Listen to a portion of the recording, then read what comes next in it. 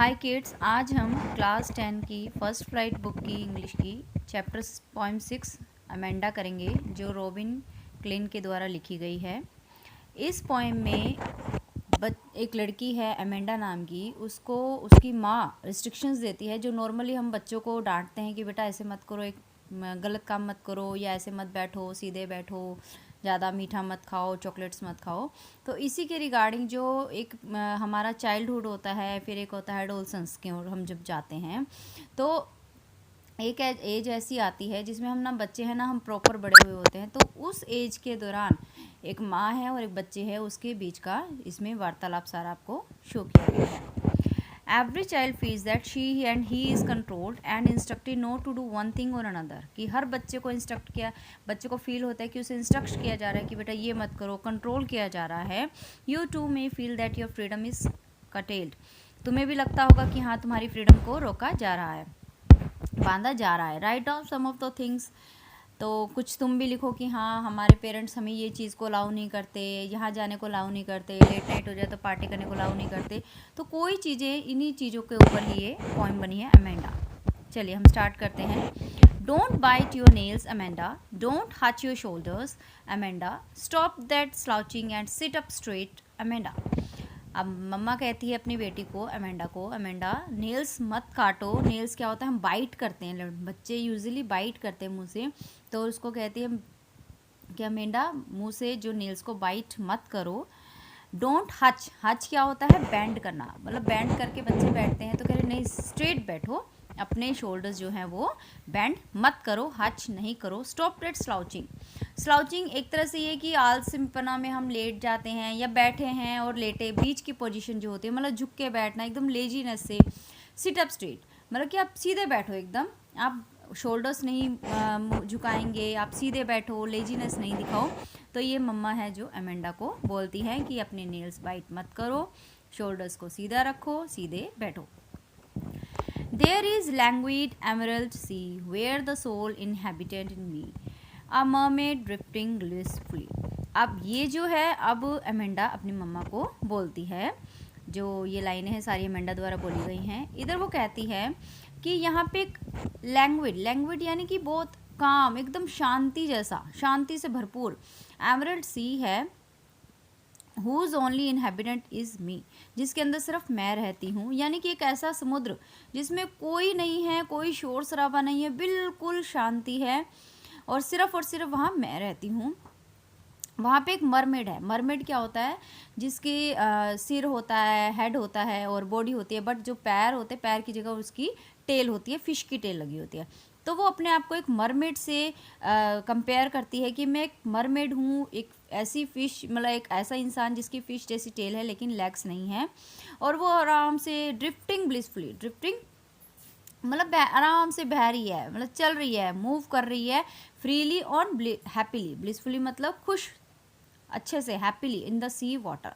तो अमेंडा कहती है कि यहाँ पे एक शांत सा समुद्र है जिसमें सिर्फ मैं रहती हूँ, और मैं उस समुद्र की एक मरमेड हूँ, यानी कि एक ऐसी जीव हूँ, एक क्रिएचर हूँ, एक वुमेन हूँ जिसका हेड है, बॉडी है, लेकिन लेग की जगह टेल है। और मैं यहाँ आराम से फ्रीली रह रही हूँ और खुश हूँ अपने सी वाटर में। आगे मम्मा कहती है, did you finish your homework Amanda, did you tidy your room Amanda, I thought I told you to clean your shoes Amanda. अब उसकी मम्मा कहती है कि अमेंडा, तुमने अपना होमवर्क कर लिया, तुमने अपना रूम साफ़ कर लिया, तुमने अपने शूज़ क्लीन कर लिए जो मैंने तुम्हें बोले थे। तो जो नॉर्मली पेरेंट्स अपने बच्चों को बोलते हैं, वही उसकी मम्मा पूछती है।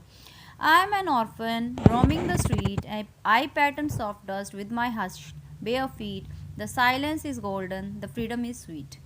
वो कह रहे, मैं वो अब अमेंडा बोलती है कि मैं ऑर्फन हूँ। ऑर्फन यानी जिनके पेरेंट्स नहीं होते, और स्ट्रीट में मैं घूम रही हूँ। मतलब वो चाहती है कि मतलब कोई बोलने सुनने वाला ना हो, तो मैं स्ट्रीट्स में घूमती हूँ।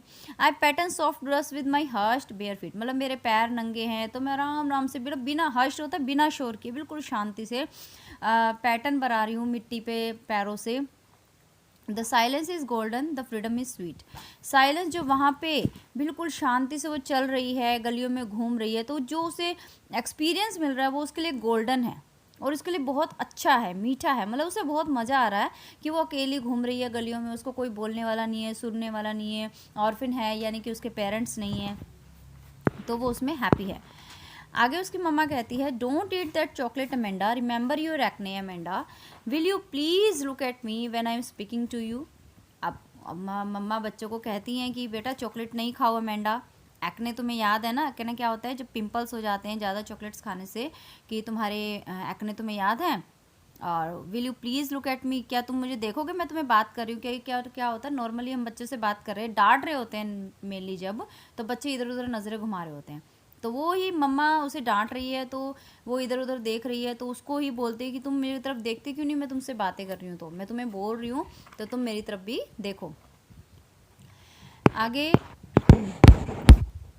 I am Rapunzel, I am not a care. Life in a tower in tranquil and rare. I will certainly never let down by bright hair. वो कहती है अमेंडा, अब अमेंडा कहती है कि मैं रपुंजल हूँ। रपुंजल कौन थी, एक वो थी जो टावर के ऊपर रहती थी, जिसके लंबे सुनहरे बाल थे, फिर एक राजा आता है, राजा प्रिंस आता है और उसे लेके चला जाता है उसमें चोटी के जरिए। तो वही चीज़ वो अपने आप को मेज़र कर रही है रपुंजल से, कि काश मैं रपुंजल हूँ और मुझे कोई किसी की परवाह नहीं है, मैं रपुंजल हूँ, मतलब कि आराम से मस्ती से मैं अकेली रहती हूँ, मुझे कुछ नहीं चाहिए, सिर्फ और सिर्फ उसे रपुंजल की लाइफ चाहिए, विच इज़ केयर फ्री, मतलब कोई किसी की टेंशन नहीं है, पीसफुल है, यूनिक है, कि अकेले रह रही है मस्ती से, उसे कोई टेंशन नहीं है किसी की। And she says that she will never let her bright hair let down, मतलब कि वो अपने जो ब्राइट हेयर रपुंजल ने नीचे घेरे थे, जिससे प्रिंस ऊपर आया था, कह रहे लेकिन मैं अपने ब्राइट हेयर जो होंगे वो नीचे नहीं घेरूंगी, तो मैं शी वॉन्ट्स, मतलब मेनली ये है कि she wants to stay here only, ठीक है, कि वो उस टावर में रहना चाहती है, कि कोई उसे बोलने वाला ना हो, कोई उसे डिस्टर्ब करने वाला ना हो, तो वो टावर में रह के खुश है, उसे रपुंजल की लाइफ चाहिए। लेकिन रपुंजल का जो आगे हुआ था कि बाल बाल नीचे घेरे थे उसने, फिर वो राजकुमार ऊपर चढ़ा था, वो उसे कुछ नहीं करना, तो कह रही मैं अपने बाल नीचे नहीं घेरूंगी, हाँ मैं आराम से रहूंगी वहाँ पे अकेली, कोई मेरे को टेंशन ना हो, कोई मतलब बोलने सुनने वाला ना हो। Stop that sulking at once, Amanda. You are always so moody, Amanda. Anyone would think I nagged at you, Amanda.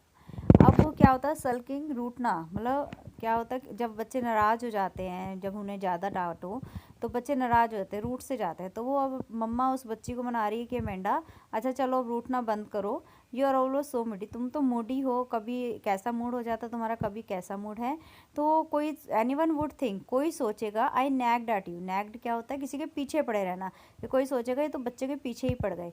तो अमेंडा, तो वो अपनी बच्ची को ही समझा रही कि बेटा अच्छा चलो रूठो मत, मैंने तुम्हें डांटा है, लेकिन तुम्हारा तो तुम तो हमेशा मूडी रहती हो, और कोई सुनेगा तो ऐसे लगेगा कि सोचेगा कि मैं तुम्हारे पीछे ही पड़ी रहती हूँ। तो ये थी पोएम अमेंडा, जो रॉबिन क्लिन ने लिखी थी, और इसका अब हम एक बार समरी और रिकैप कर लेते हैं। ये एक पोएम जो है वो एक छोटी गर्ल अमेंडा के बारे में है, जिसे लिबर्टी पसंद है, लिबर्टी यानी आज़ादी पसंद है, और लेकिन उसकी मम्मा उसे इंस्ट्रक्ट करती है कि नेल्स मत बाइट करो, अपने शोल्डर्स को हंच मत करो, सिट स्ट्रेट सीधा बैठो, लेकिन उसे क्या चाहिए, फ्रीडम चाहिए, वो समुद्र की एक मरमेड की जैसी लाइफ जीना चाहती है।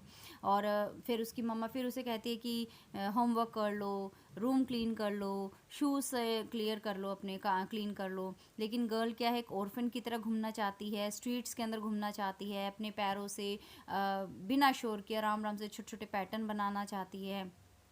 फिर उसकी मम्मा जो है, मम्मा इस तरह, ये जो रॉबिट है एक तरह से मम्मा का ही रोल निभा रही हैं, वो स्पीकर ही हैं, और स्पीकर जो है वो यही समझाती है कि बेटा चॉकलेट मत खाओ, और लेकिन उसे तो चॉकलेट्स खाना पसंद है, मतलब बहुत सारे रिस्ट्रिक्शंस देती हैं, लेकिन वो बच्चा है वो नहीं मानना चाहता, वो अपने आप को रपुंजल भी मानने लग जाती है, और उसे ये लगता है कि भाई कोई भी हो बस मुझे लिबर्टी चाहिए, एकदम आज़ादी। तो ये थी हमारी पोएम अमेंडा।